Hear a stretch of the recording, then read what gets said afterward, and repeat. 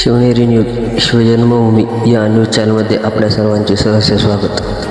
की जय भवानी, जय भवानी.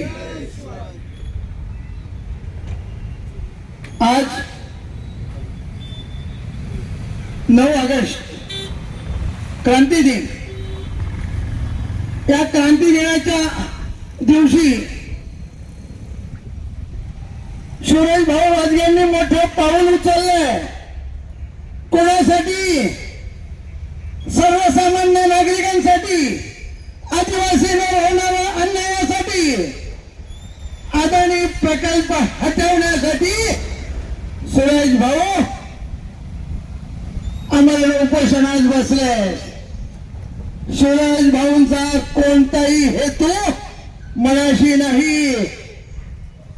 सर्वसामान्य दिनदुबळ्या आदिवासी लोकांच्या जमिनीवर कब्जा मिळवण्यासाठी 1681 ला औरंगजेबाने महाराष्ट्रात चाल केली सह्याद्रीवर. परंतु त्या औरंगजेबाला सह्याद्री काबीज करता आलं नाही. आता या सरकारने हा अडाणी पाठवलाय काबीज करण्यासाठी, सह्याद्री काबीज करण्यासाठी या सरकारने अडाणीला पाठवलंय. अडाणीचा मालक कोण? तर सरकार. हा अडाणी कुठला? गुजरातचा. औरंगजेब कुठला? गुजरातचा. मग हा सरकार कोणाचं? ते सरकार सुद्धा गुजरातचं. देवा देवा भाऊ, आपण महाराष्ट्रात आहात.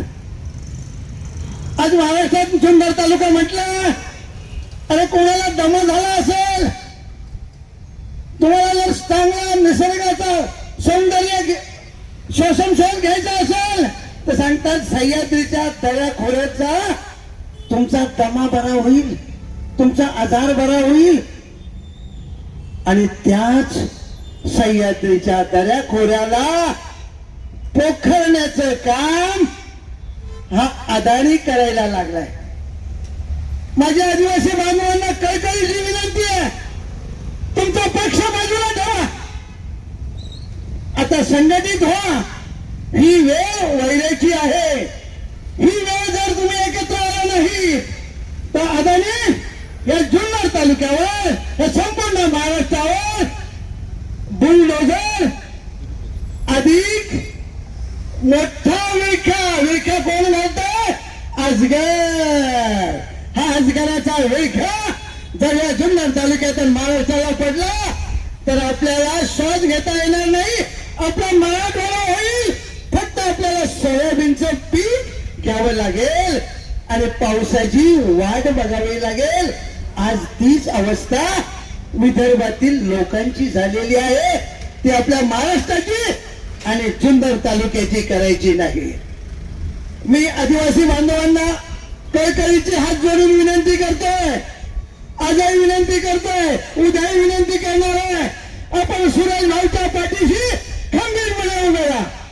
हा लढा सुरेश भाऊचा स्वार्थासाठी नाही, सुरेश भाऊला आमदार व्हायचं नाही, सुरेश भाऊला खासदार व्हायचं नाही, पण आदिवासी समाजाची चाललेली जमिनीची अदानी करत असलेली लयलूट थांबवण्यासाठी सुरेश भाऊ मैदानात उतरलेत. आतापर्यंत सुरेश भाऊचा इतिहास बघा. सुरेश भाऊ सर्वसामान्य नागरिकांना न्याय हक्कासाठी सुरेश भाऊ लढलेत. कधीही त्यांनी स्वार्थ ठेवला नाही, कधीही राजकारण केलं नाही. राजकारणाच्या धाग्यावर केलं, पण सुरेश भाऊ सर्वसामान्य नागरिकांच्या लढ्यासाठी अदानीने जुन्नर तालुक्यात आणलेला प्रोजेक्टला विरोध करण्यासाठी. मित्रांनो, अभी नहीं तो कभी नहीं, अभी नहीं तो कभी नहीं.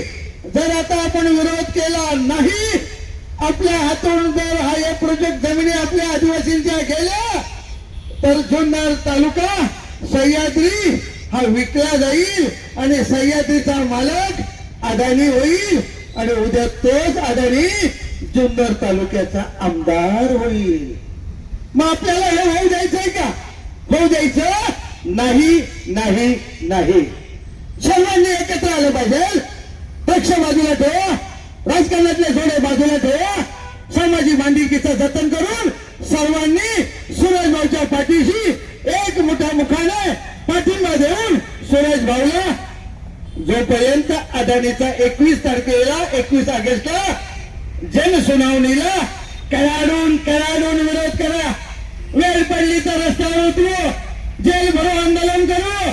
जनसमुदाय तालुक्यातून, जुन्नर तालुक्यातून, आंबेगाव तालुक्यातून, संपूर्ण आदिवासी भागातून सर्व लोकांना आपण बोलू आणि जनसमुदायाने आपण आंदोलन करू आणि हा लढा तीव्र करू.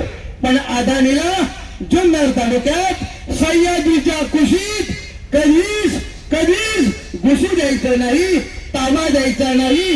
आणि सुरेश भाऊच्या पाठीशी जुन्नर तालुक्यातील सर्व सामान्य लोकांनी, आदिवासी बांधवांनी, आदिवासी नेत्यांनी, या नेत्यांना माझी विनंती आहे, तुम्ही आदिवासींचे नेते आहात, जरूर राहा, तुमचं राजकारण जरूर करा, पण विकले जाऊ नका.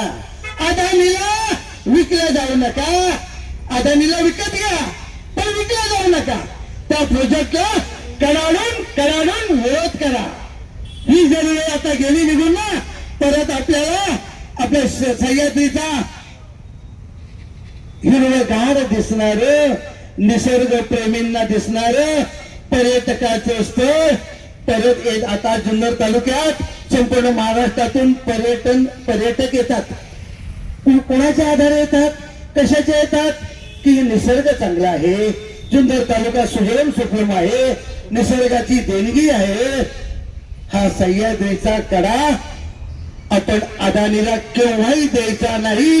हे सर्वांनी मनाशी बांधा आणि सुरेश भाऊच्या पाठीशी खंबीरपणे